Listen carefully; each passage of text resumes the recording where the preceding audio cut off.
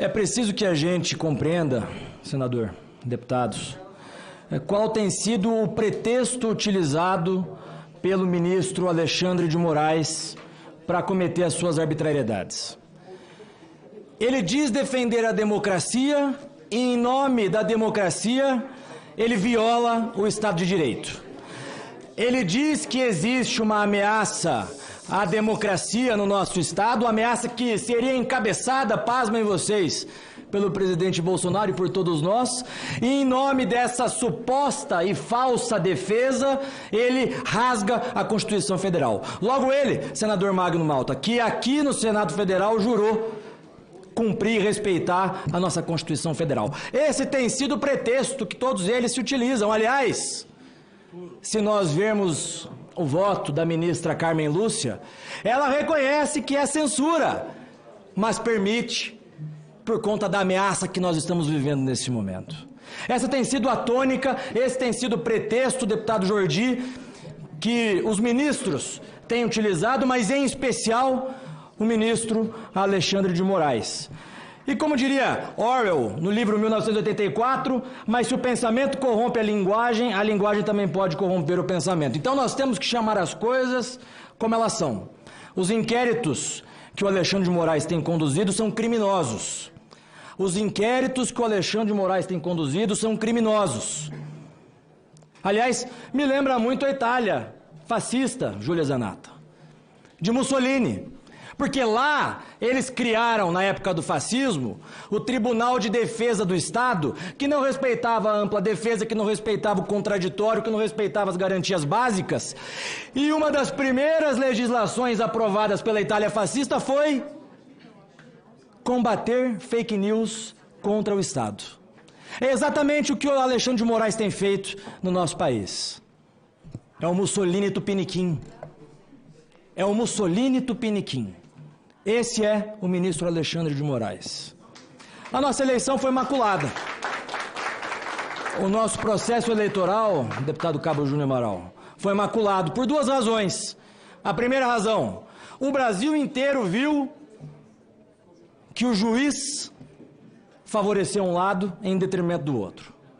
O Brasil inteiro viu as decisões absurdas que foram tomadas pela nossa Corte Eleitoral.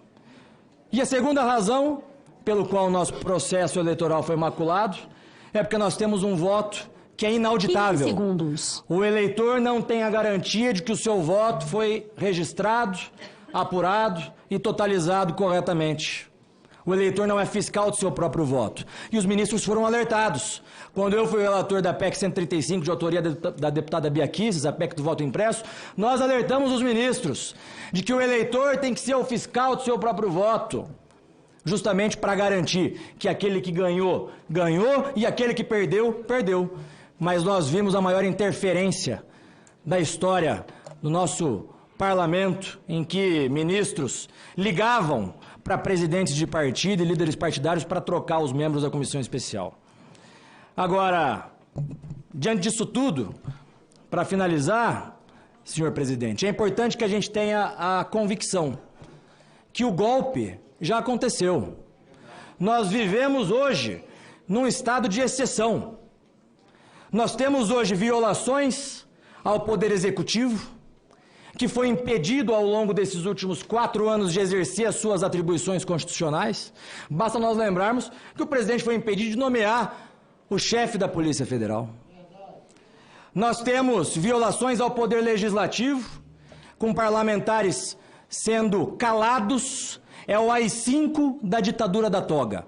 Fecharam o parlamento, porque existe uma razão do parlamento existir. É todos nós podermos falar aquilo que a gente pensa. E quando um ministro, numa única canetada, apaga, bane as redes sociais de um parlamentar, isso tem nome, é censura prévia. Isso tem nome, é AI-5, é ditadura. Nós temos violações ao Ministério Público, que não mais exerce as suas atribuições de, por exemplo, conduzir os inquéritos. Nós temos violações à Polícia Federal, porque o ministro Alexandre de Moraes, como dito aqui, ele tem a sua Gestapo particular. Ele selecionou a dedo os delegados e os agentes da Polícia Federal que ele coloca para conduzir todas as suas investigações. Então, o golpe foi dado. Nós estamos no regime de exceção. Mas nós, senhor presidente, aí para finalizar, nós agimos dentro da Constituição Federal.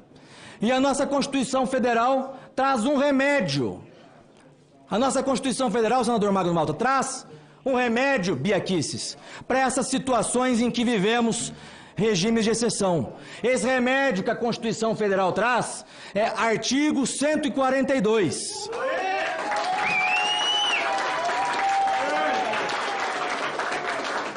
Que, ao contrário do que falam por aí, não é uma intervenção militar. Ao contrário do que falam por aí, não é ditadura. O artigo 142 é a intervenção constitucional para combater o regime de exceção que nós estamos vivendo. E é necessário que o presidente Bolsonaro, com o apoio do povo brasileiro, invoque o artigo 142 para resguardar e para que nós voltemos ao Estado de Direito, em que a ampla defesa é respeitada, o contraditório é respeitado, a liberdade é respeitada. Ou alguém aqui acha que se nós estivéssemos sob o regime do artigo 142, nós teríamos menos liberdade do que é agora? Nós temos hoje, na ditadura da toga, menos liberdade do que se o presidente Bolsonaro invocasse pontualmente o artigo 142 para fazer valer o Estado de Direito. Obrigado, senhor presidente. Muito obrigado pela sua participação, deputado Felipe Barros. Ele que esteve aqui conosco na sessão que nós, inclusive, convidamos ministros do STF, juristas, veio praticamente todo mundo, menos os ministros do Supremo, sobre segurança nas urnas. Né? Segurança nas eleições, transparência e segurança nas eleições. O senhor colaborou conosco aqui, eu lhe agradeço mais uma vez.